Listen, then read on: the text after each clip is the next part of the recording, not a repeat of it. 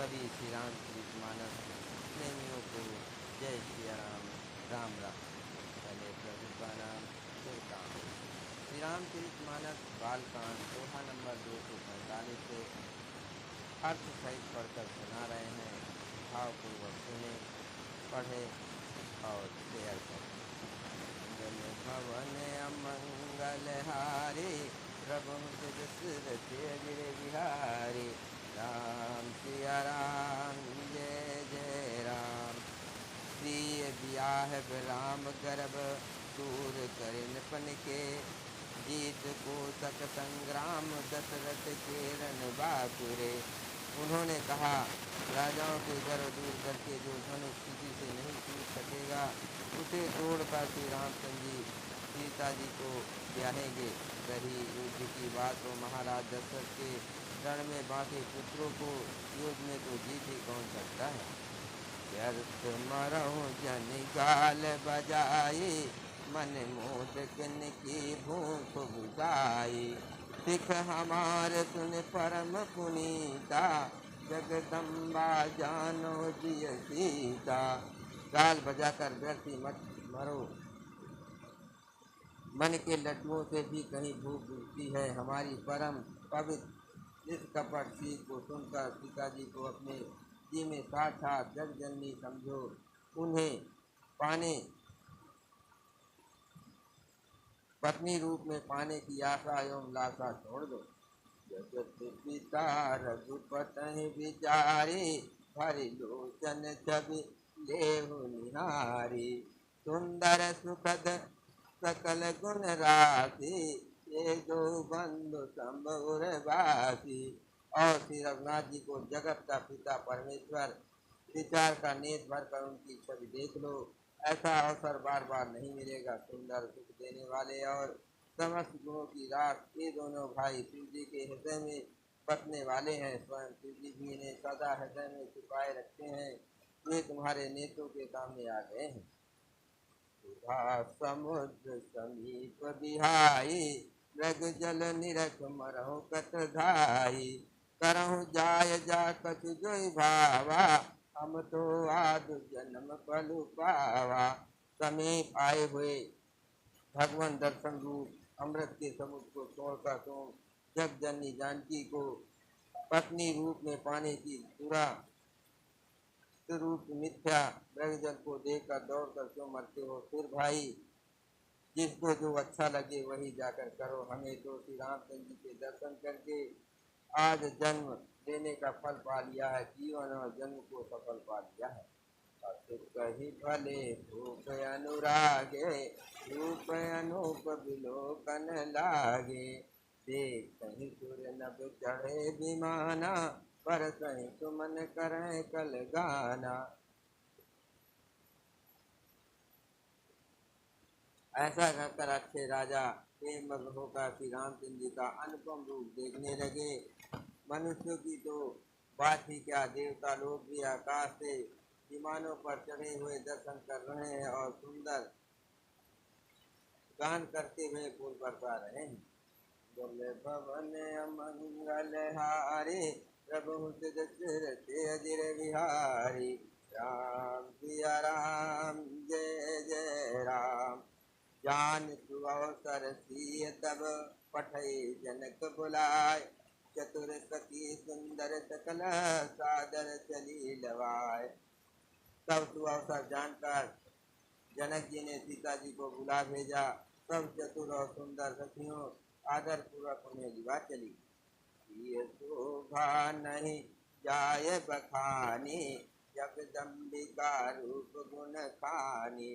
उपमा सकल मोह लगु लागी, सकत नारे अंग अनुरागी। रूप और गुण की खान जग जननी जानकी की शोभा का वर्णन नहीं हो सकता।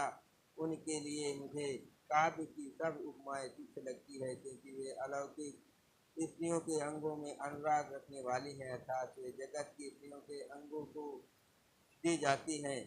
काव्य की उपमाएं सब सुगुणात्मक माइक जगत से ली गई हैं। उन्हें भगवान की स्वरूप शक्ति श्री जानकी जी के अप्रकट चिन्मय अंगों के लिए प्रयुक्त करना उनका अपमान करना और अपने को उपहास्य बनाना है। ये बर नहीं तेई उपमा दे, तू कभी कहाए अजस को ले। जो पट तरह सिय समसिया, जगयत जुगति कहाँ कमनिया। जो पट तरह सिय समसिया, जगयत जुगति कहाँ कमनिया। सीता जी के वर्णन में उन्हें उपमाओं को देकर कौन कुकवि कहलाए। अब जिसका भागी अर्थात सीता जी के लिए उन उपमाओं का प्रयोग करना, कवि के पद से युक्त होना और अब चेत मोल लेना है। कोई भी कवि ऐसी नादानी और अनुचित कार्य नहीं करेगा। यदि किसी स्त्री के साथ सीता जी की तुलना की जाए तो जगत में ऐसी सुंदर युवती है ही कहाँ जिसकी उपमा उन्हें दी जाए। मुखर तन अरद भवानी, रतियति दुखित अतनुपति बानी। विषकारुणी बंद प्रिय जेहि, कहे रमा सम किम बेदेहि। मुखर तन अरद भवानी, रतियति दुखित अतनुपति जानी। विषकारुणी बंद प्रिय जेहि, कहे रसा सम किम बेदेहि। पृथ्वी की स्त्रियों की तो बात ही क्या, देवताओं की स्त्रियों को भी यदि देखा जाए तो हमारी अपेक्षा कहीं अधिक दिव्य और सुंदर है। तो उनमें सरस्वती तो बहुत बोलने वाली हैं। पार्वती अर्धांगिनी अर्थात अर्ध नारीश्वर के रूप में उनका आधा ही अंग स्त्री का है, शेष आधा और पुरुष शिव जी का है। कामदेव की स्त्री रति पति को बिना शरीर का अनंग जानकर बहुत दुख देती रहती हैं और जिनके विष और मध्य जैसे समुद्र से उत्पन्न होने वाले नाते स्त्री भाई हैं। इन लक्ष्मी जी के समान तो जानकी जी को कहा ही कैसे जाए। जो छवि सुधा पयो निध होई, परम रूप मय कच्छप सोई। शोभा रज मंदरु सिंगारू, मथे पानी पंकज निज मारू। जिन लक्ष्मी जी की बात ऊपर कही गई वे निकली थी खारे समुद्र से, जिसको मथने के लिए भगवान ने अति कर्कश पीठ वाले कच्छप का रूप धारण किया। रस्सी बनाई गई महान विषधर वास की नाग की मथनी का कार्य किया अतिशय कठोर मंदाचल पर्वत ने और उसे मथा सारे देवताओं और दैत्यों से मिलकर। जिन लक्ष्मी को अतिशय की खान और अनुपम सुंदरी कहते हैं, उनके प्रकट करने हेतु बने ये सब असुंदर एवं स्वाभाविक ही कठोर उपकरण। ऐसे उपकरणों में प्रकट हुई लक्ष्मी श्री जानकी जी की क्षमता को कैसे पा सकती हैं। हाँ, इनके विपरीत यदि छवि रूपी अमृत का समुद्र हो, परम रूप में कच्छप हो, शोभा रूप रस्सी हो, श्रृंगार रस पर्वत हो और उस छवि के समुद्र के स्वयं कामदेव अपने ही कर कमल से मथे। जल भवन अमंगल हारे, प्रभु विहारी। यही विधि उपदे लक्ष्य जब, सुंदरता सुख मोल।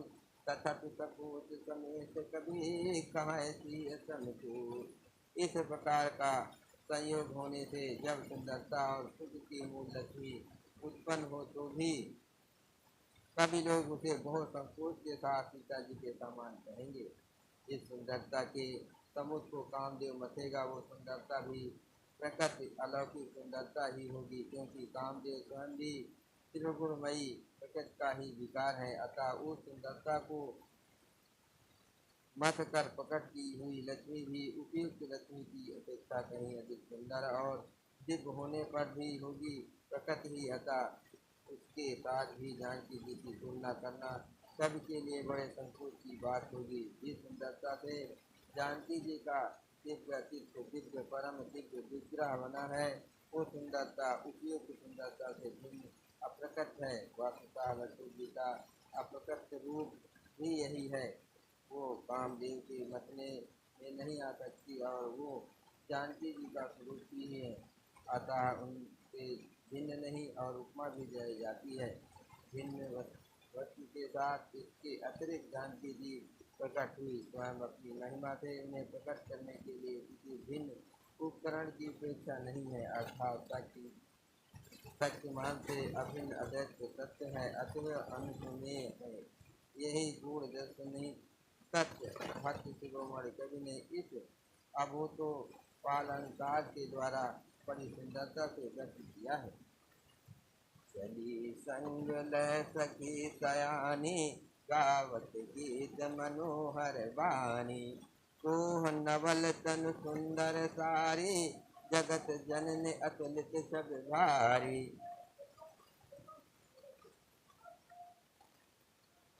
सयानी सखियां सीता जी को साथ लेकर मनोहर वाणी से गीत गाती हुई चली। सीता जी के नवल शरीर पर सुंदर साड़ी सुशोभित है, जग जननी की महान छवि अतुलनीय है। ओ कल सकल सुदेश सुहाए, अंग अंग रच सकिन बनाए, रंग भूमि जब सिय पगुधारी, देख रूप मोहे नर नारी। सब आभूषण अपनी अपनी जगह पर सुशोभित हैं, जिन्हें सखियों ने अंग अंग में भली भांत सजा कर पहनाया है। जब सीता जी ने रणभूमि में पैर रखा, तब उनका दिव्य रूप देखकर ऋषि पुरुष सभी मुग्ध हो गए। भरत सुरन दुंदुभि बजाई, भरत सुसूल अप्सरा गाई, पानि सरोज सो जय माला, औचत चितय सकल भुवाला।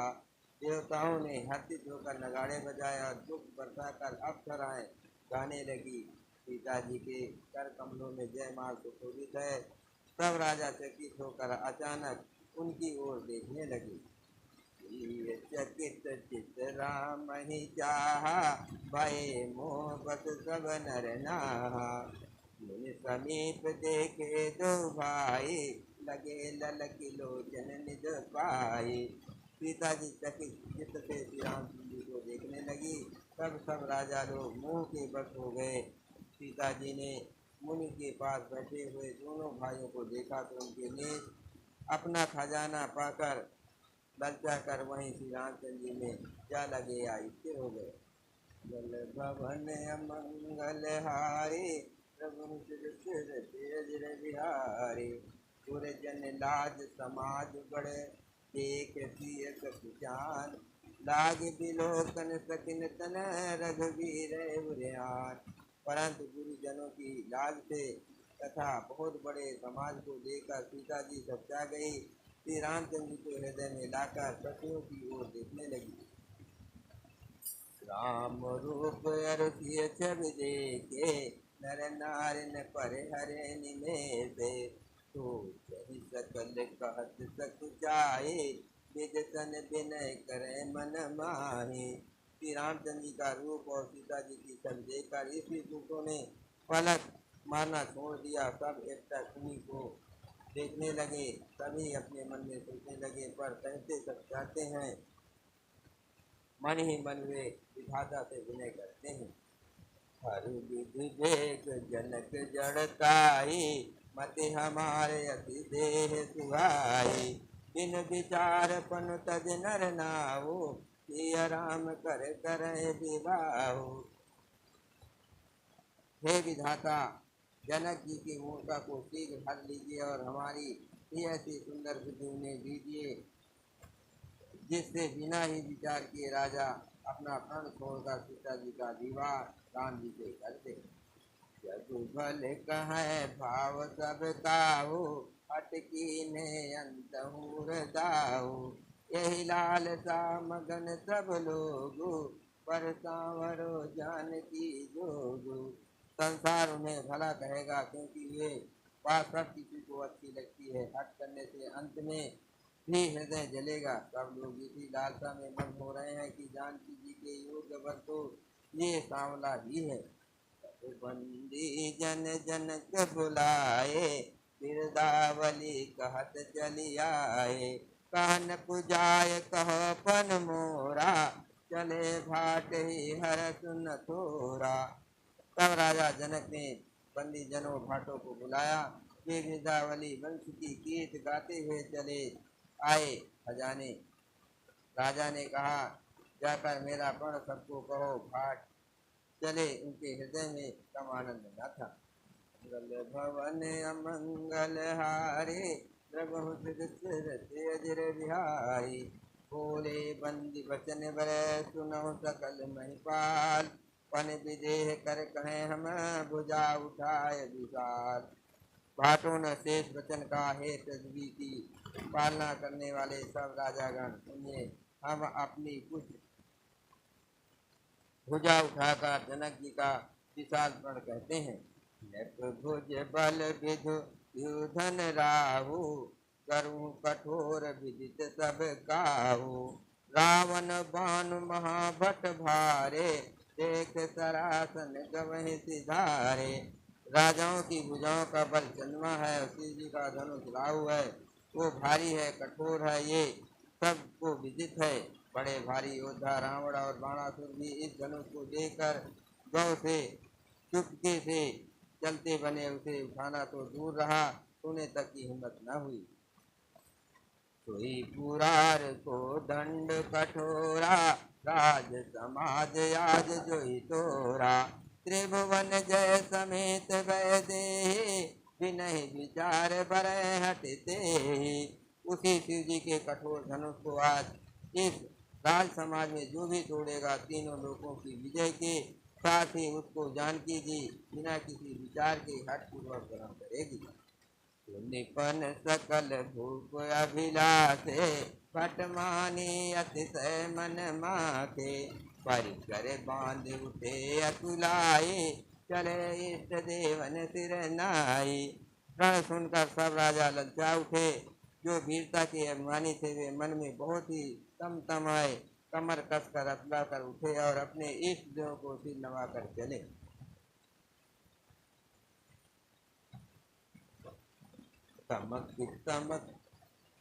तमक ताक तक त्रिशूधन धरहि उठन कोट भांत बल करहि। जिनके कछ विचार मन माहि चाप समीप महीप न जाई। तमक ताक तक त्रिशूधन धरहि उठन कोट भांत बल करहि। जिनके कछ विचार मन माहि चाप समीप महीप न जाई। वे तमक कर बड़े ताव से शिव जी के धनुष की ओर देखते हैं और फिर निगाह जमे पकड़ते हैं। करोड़ों भांत से जोर लगाते हैं पर वो उठता ही नहीं। जिन राजाओं के मन में कुछ विवेक है वे धनुष के पास ही नहीं जाते। जल भवन अमंगल हारे प्रभु सिरते अजर बिहारी। राम सिया राम जय जय राम। तमक धरे धन मूढ़ नप उठे न चलहि लजाय। मनहु पाय भट बाहुबल अधिक अधिक गरुआय। वे मूर्ख राजा तमक कर किटकिटा कर धनुष को पकड़ते हैं परंतु जब नहीं उठता तो लजा कर चले जाते हैं। मानो वीरों की भुजाओं का बल पाकर वो धनुष अधिक अधिक भारी होता जाता है। बोलो सियावर रामचंद्र की जय। पवन की जय। पार्वती की जय। हर हर